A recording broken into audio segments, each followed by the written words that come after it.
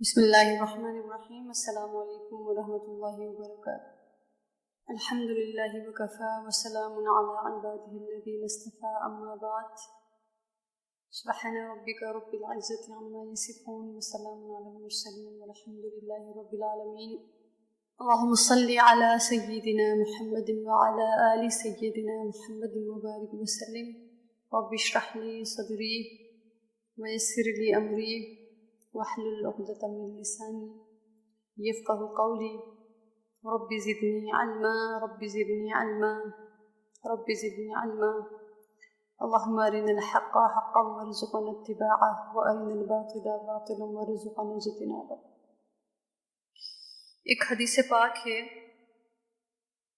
ترمذی شریف کی روایت ہے، اور حضرت عبداللہ بن عمر رضی اللہ تعالی عنہما سے یہ حدیث پاک مروی ہے کہ رسول اللہ صلی اللہ علیہ وسلم نے فرمایا کہ لا الہ الا اللہ لیس لها حجاب دون اللہ، لا الہ الا اللہ لیس لها حجاب دون اللہ، یعنی لا الہ الا اللہ اور اللہ کے درمیان کوئی پردہ نہیں ہے۔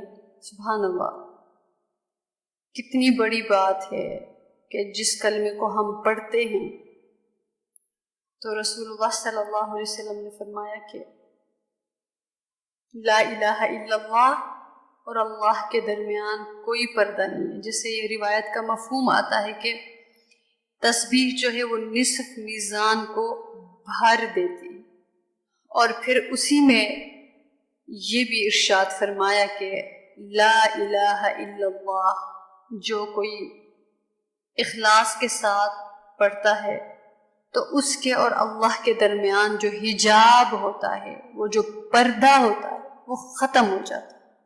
تو اس لیے ہم کوشش یہ کر لیں کہ اپنی ڈیلی روٹین میں اس کے لیے وقت نکالا کریں۔ اگر بیٹھ کر پڑھنے کا وقت نہیں ہے تو چلتے پھرتے بھی اس کا ورد کر سکتے ہیں، خاص طور پر جب ہم بیڈ پہ جاتے ہیں، کروٹ پہ لیٹ جاتے ہیں، تو ضرور ایک تسبیح ہو ہمارے پاس، تو کم از کم ایک تسبیح تو کر لے، دو کر لے، تو پھر جن کو ایک شوق ہوتا ہے نا تو وہ پھر 1000 تسبیح بھی پڑھ لیتے ہیں، تو جن کو عادت ہو تو چین ہی نہیں آتا۔ لیکن یہ کہ اصل مقصد اس کلمے کو اپنے دل میں اتارنا ہے، جس کو اخلاص کہا جاتا ہے، لیکن اس کا ورد کرنا بھی فائدے سے خالی نہیں ہے۔ اس لیے جب ہم لا الہ الا اللہ کہتے ہیں اس وقت یہ سوچے کہ کلمہ لا الہ الا اللہ 7 آسمان پار کر کے براہ راست اللہ سے ملاقات کر رہا ہے، اور یہ کوئی چھوٹی بات نہیں ہے، یہ حقیقت ہے۔ اس لیے مشکات شریف یا ترمذی شریف کی اس روایت میں سرور عالم صلی اللہ علیہ وسلم ارشاد فرماتے ہیں لا الہ الا اللہ لیس لها حجاب دون اللہ، لا الہ الا اللہ اور اللہ میں کوئی پردہ، کوئی رکاوٹ نہیں، یعنی اللہ تعالی کا جو یہ کلمہ لا الہ الا اللہ 7 آسمان پار کر کے عرش عظیم ہی تک نہیں پہنچتا، بلکہ رب عرش عظیم سے ملتا ہے، یعنی صرف یہ عرش تک نہیں پہنچتا، عرش عظیم کے رب تک یہ پہنچتا ہے۔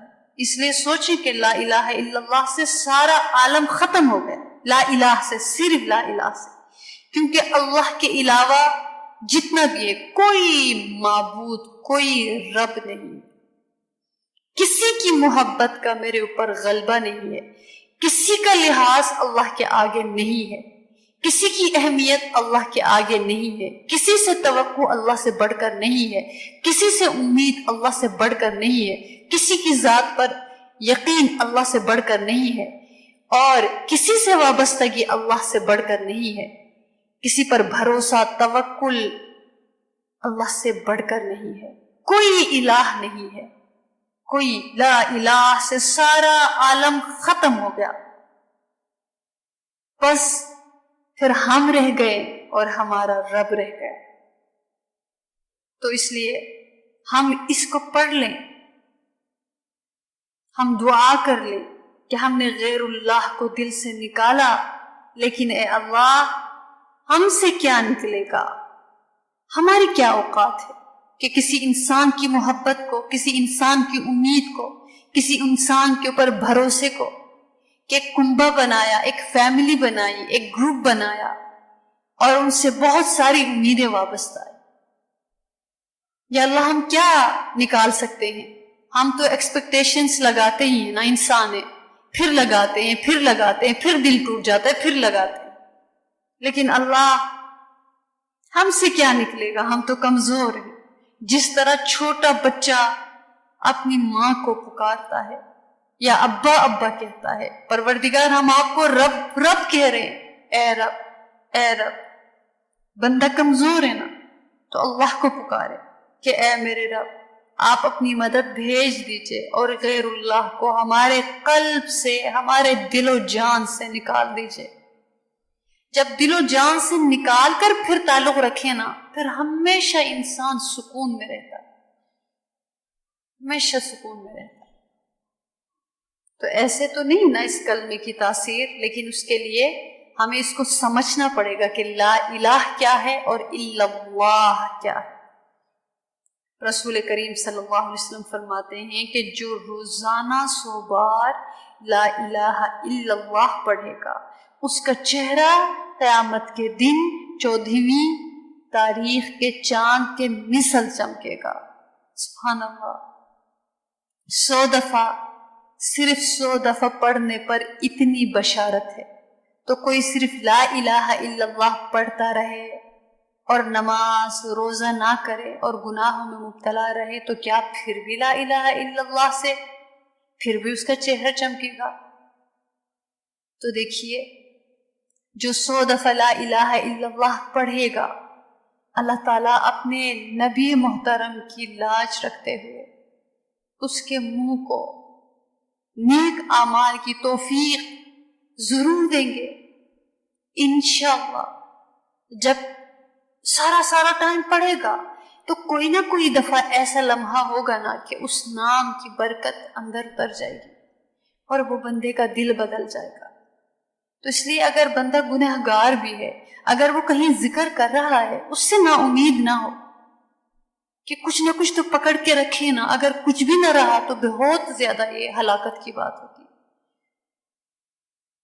تو اللہ تعالیٰ نیک اعمال سے ایک نہ ایک دفعہ اس کے چہرے کو روشن فرمائیں گے، اور جو اعمال سے، بد اعمال سے انسان کا چہرہ سیاہ ہو سکتا ہے، اللہ ضرور ان بد اعمال سے بچنے کی توفیق عطا فرمائیں گے، اور اس طرح قیامت کے دن اس کا چہرہ 14ویں کے چاند کے مانند چمکے گا۔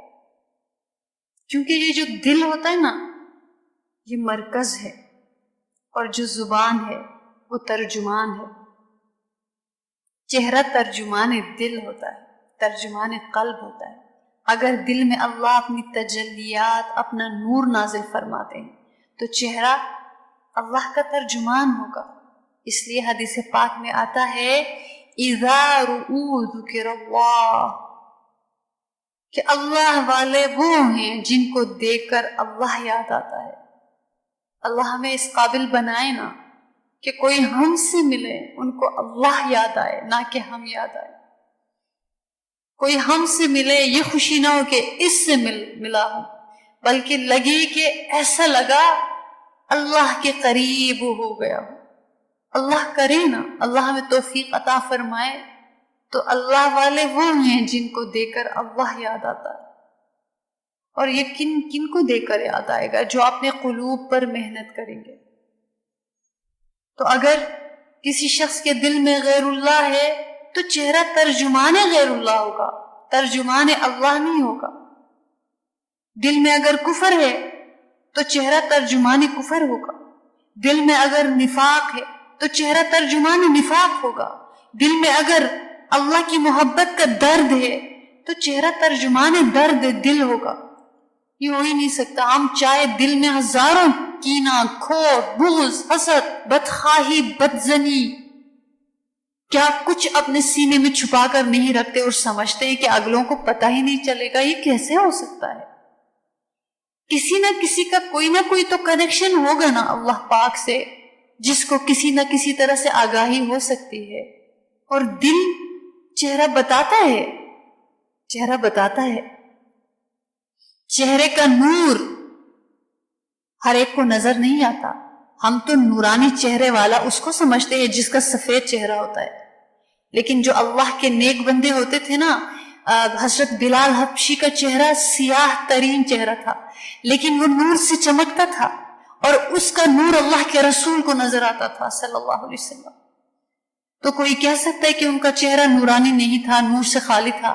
یہ تو ہمارا جو یہ دور ہے نا، جو مادیت پرستی کا دور ہے، ہم خوبصورتی کو جو ہے ولایت سے منسوب کرتے ہیں، چہرے کی سفیدی کو نورانی سمجھنا شروع کرتے ہیں. وہ تو میک اپ سے بھی ہو جاتا ہے، کوئی ایسا مسئلہ نہیں. اصل چہرے کا نور کچھ اور شے ہے، یہ ہر ایک کو نظر بھی نہیں آتا. اور جن کو نظر آتا ہے نا، وہ چاہے وہ اسکن سیاہ ہے سفید ہے، وہ نظر آتا ہے وہ نور. اور اگر دل تجلیات الہی کا مرکز ہو تو چہرہ ترجمان تجلیات الہی ہوگا. جو دل میں ہوگا چہرہ وہی بتائے گا. اسی لیے حضرت عثمان رضی اللہ تعالی عنہ نے ایک آدمی کو جب آپ کی مجلس میں بد نظری کر کے آیا تو دیکھ کر فرمایا کہ ما بال اقوام یترشح من اعینہم الزنا، کہ کیا حال ہے ایسے لوگوں کا جن کی آنکھوں سے زنا ٹپکتا ہے. کیونکہ وہ اس آنے والے آدمی نے بد نظری کی تھی، آنکھوں سے غلط چیز دے کر آیا تھا. تو فرمایا کہ لوگوں کا کیا حال ہے، لوگوں کو کیا ہو گیا ہے، کیا ان کے احوال ہے کہ آتے ہیں راستے سے چل کر لیکن زنا کرتے ہوئے آتے ہیں. تو اب انہوں نے صرف آنکھوں کی وجہ سے پہچان لیا کہ اس نے آنکھوں سے یہ حرکت کی، کیونکہ اس کا اثر دل میں اترتا ہے اور دل کا اثر چہرے پہ آتا ہے. اس لیے کلمے کی بنیاد میں ہی اللہ تعالیٰ نے ہم کو بتا دیا کہ لا الہ سے غیر اللہ کو دل سے نکال دو، الا اللہ سے دل میں اللہ کی تجلیات کو روشن کرو. پھر سارے عالم میں تمہارا چہرہ اللہ تعالیٰ کا ترجمان ہوگا. ہر مومن سارے عالم میں ایمان پھیلائے گا. یہی وجہ کہ صحابہ کرام کے چہرے کو لوگ دیکھ کر ایمان لاتے تھے، ان کے چہروں کو دیکھ کر ایمان لاتے تھے. تو اس لیے کلمے کا یہ ترجمہ اللہ نے یہی بتایا نا کہ جو دل میں ہے اس کو اتارنا دل میں ہے، اور جو دل میں اترے گا وہ نظر آئے گا. اس لیے حدیث پاک میں یہی بتایا گیا کہ لا الہ الا اللہ لیس لہا حجاب دون اللہ. بندہ جب زمین پر لا الہ الا اللہ کہتا ہے تو اس کی لا الہ الا اللہ عرش عظیم پر جا کر بے حجاب بلا پردے کے اللہ سے ملتی ہے. کوئی پردہ نہیں ہے، کوئی رکاوٹ نہیں ہے. تو اس لیے اس کلمے کو ہم دل کے اندر اتار لیں، اس چھوٹے سے کلمے کے اندر. اسی لیے اس کی اتنی فضیلت تو بیان ہوئی ہے کیونکہ سب سے پہلے انسان غیر اللہ کو رد کرتا ہے. کوئی معبود نہیں، کوئی الہ نہیں، کوئی خدا نہیں، کوئی رب نہیں، کوئی امید کے، کوئی یقین کے قابل نہیں اس کے سوا. یہ نہیں کہ شک کرتے پھرے، یہ نہیں ہے کہ لوگوں کے ساتھ بد اخلاقی کرتے پھرے، لیکن اپنے دل کی امید کا مرکز اللہ سے جوڑنا چاہیے، یقین کا مرکز انہی کو بنانا چاہیے. تو لا الہ جو ہے یہی تو سب کچھ ہماری انزائٹی، ڈپریشن، فرسٹریشن، ہماری بیماریوں کا، ہمارا جھگڑوں کا مرکز ہی تو یہی ہے کہ ہم نے امید ہی تو غیر اللہ سے لگا کے رکھی ہے. اور جب وہ امید ٹوٹتی ہے تو ہم چیختے ہیں، روتے ہیں، پریشان ہوتے ہیں. تو لا الہ میں اللہ نے جب ہمیں ایمان دیا اسی میں تو ہی بتا دیا، بہت پہلے بتا چکے ہیں نا. یہ ہماری غلطی ہے کہ ہم نے لا الہ پہ غور ہی نہیں کیا. کوئی اپنے میاں کے لیے رو رہی ہے، کوئی خاتون، کوئی بچوں کے لیے رو رہی ہے، کوئی بہن بھائیوں کے لیے، کوئی دوست احباب کے لیے، کوئی ماں باپ کی وجہ سے، کوئی اولاد کی وجہ سے. یہ سب ہمارے دلوں کو توڑیں گے، یا ہمیں دھوکہ دیں گے، یا ہمیں بتائیں گے کہ ہم اللہ نہیں ہیں، یہ ہمیں بتائیں گے کہ ہم امید کے قابل نہیں ہیں، یا ہمیں بتائیں گے کہ ہمارے پاس، ہمارے دروازے سے ہر دفعہ تمہیں امید نہیں ملتی. ہر دفعہ نہیں ملتا. یہ ایک وقت میں جا کے ہر ایک رشتہ بتائے گا, ہر ایک رشتہ ہمیں بتائے گا کہ میں غیر ہوں. اور یہ بہت ضروری ہے. لا الہ میں ہم اسی کو تو رد کرتے ہیں, لیکن ہم نے لا الہ کو اس طرح سے پڑھا ہی نہیں. ہم اس طرح سے پڑھتے نا تو ہماری زندگی بدل جاتی. تو ایک تو اس کو اتار رہے. اور الا اللہ, اللہ, جب تک اللہ ہے نا, جب تک اللہ انسان کے ساتھ ہے, جنگل میں بھی منگل ہے.